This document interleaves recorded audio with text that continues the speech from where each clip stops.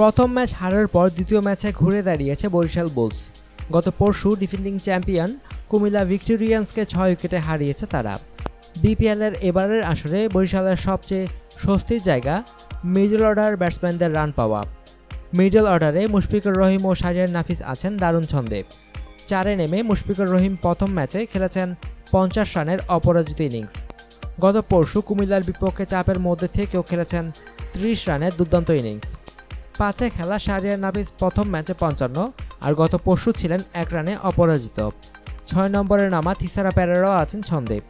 20 বলে 33 রানের ঝড়ো ইনিংস খেলে গত পরশু বরিশালকে ম্যাচ জেতাতে ভূমিকা রেখেছেন এই বাঁহাতি ব্যাটসম্যান। মিডল অর্ডার দুর্দান্ত হলেও নড়বড়ে বরিশালের টপ অর্ডার। ওপেনিংয়ে দিলশান মুনাবেরা ও শামসুর রহমান শুভ জ্বলে উঠতে পারছেন না। 3-এ নামা ডেভিড মালান শুরু ভালো করলেও ইনিংস বড় করতে পারেননি দুটি ম্যাচেই। বিপিএলের আগের 3 আসরেই শাহরিয়ার নাফিস ওপেনিংয়ে নেমে সফল হয়েছেন। তার ক্যারিয়ার শুরু ওপেনার হিসাবেই। বিপিএলে দেশি ক্রিকেটারদের মধ্যে প্রথম সেঞ্চুরি এসেছিল ওপেনার হিসাবেই। 2013 সালে খুলনার মাঠে দুরন্ত রাজশাহীর বিপক্ষে খুলনা রয়্যালসের হয়ে 102 রানের অপরাজিত ইনিংস খেলেন নাফিস। এবারের আসরে টপ অর্ডারে বরিশালের ব্যর্থতার সমাধান হতে পারেন নাফিস। নাফিস অবশ্য আস্থা রাখতে চান বরিশালের টপ অর্ডারে। তার আশা টপ অর্ডার দ্রুতই জ্বলে উঠবে।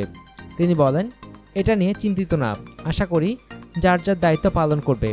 মাত্র 2টা ম্যাচ হয়েছে, উপরে যারা আছে রান করে নাই, তাড়াতাড়ি তারা রানে ফিরবে বলে আমি বিশ্বাস করি। মিডল অর্ডারের মতো টপ অর্ডাররা রান পাবে এমন আশা নাফিসের। তিনি বলেন, যে কোনো টিমেই ব্যাটসম্যানদের ধারাবাহিকভাবে রান করাটা স্বস্তির ব্যাপার, কারণ একদিনে তো সবাই রান করবে না। মিডল অর্ডার খুব ভালো করেছে, আশা করি টপ অর্ডারও রানে ফিরবে।